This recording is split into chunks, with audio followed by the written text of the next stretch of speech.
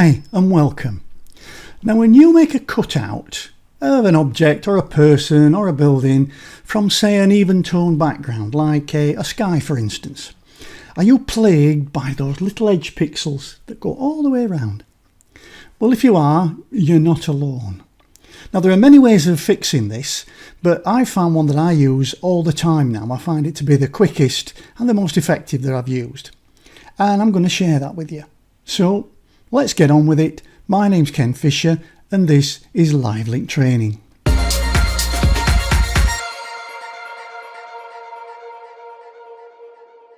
Okay, let's start by actually making these halos, or one of these halos to start with. And I'm going to do this from an image I shot at Kennedy of a spaceman just sat against a blue sky. And we're going to try and do a cutout of him, and we're going to create a mask, and it's important that we create a mask for this. So my tool of choice is probably going to be the quick selection or the magic wand. We'll say the magic wand tool. I'll leave everything set, tolerance 32.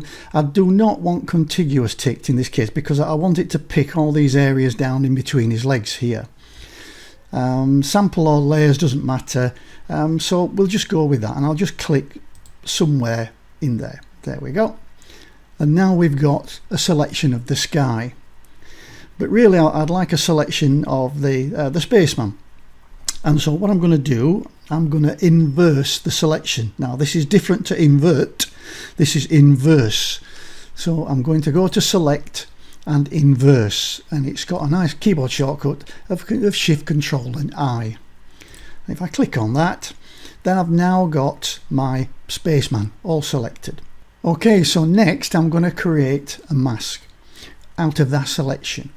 So I'm going to go down to the bottom of the layers panel, and I'm going to click once on the create layer mask or add layer mask icon, and that's going to give me a cutout. But if I zoom in, you can see these blue edge pixels around here. This is the problem that I've got, and so I'm going to try and sort that out now with a little bit of blur and a levels adjustment. Okay, so we'll just zoom in a little bit so we can see that a little bit better. And what we'll do is I need to click on the mask, not the image. I need the mask to be active, and that's very important. And then I'm going to add a blur, so I'm actually blurring the mask.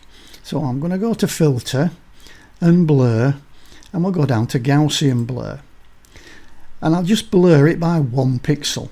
That's all we need, and click OK. And you can see that this edge pixels have gone a little bit softer now, as they are, because that one pixel blur has done it, but it's still there. So what we're going to do now is use a levels adjustment.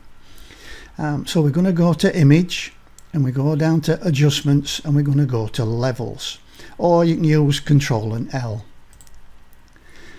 And what I'm now going to do is grab the black point slider, and I'm going to drag it towards the white point, and as I do, you'll see that these pixels will start to disappear,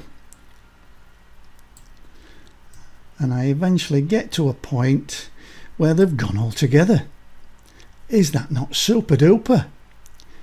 And what this is actually doing is, because we've softened that mask, we've given it a 1 pixel blur, when we're actually continuing to pull that black slider over, what it's doing is it's actually extending the black portion of the mask.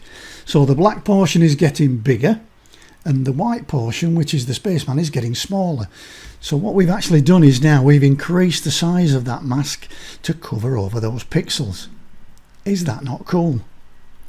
And I'll click OK, and there they were, gone. Well, that's it for now. I do hope you find this video useful. If you did, please give me a thumbs up on YouTube, or leave me a comment under the video. And if you get a minute, please click that subscribe button and help me and reach more people with the videos, and become part of my Photoshop learning community. I'll see you in the very next video. Bye for now.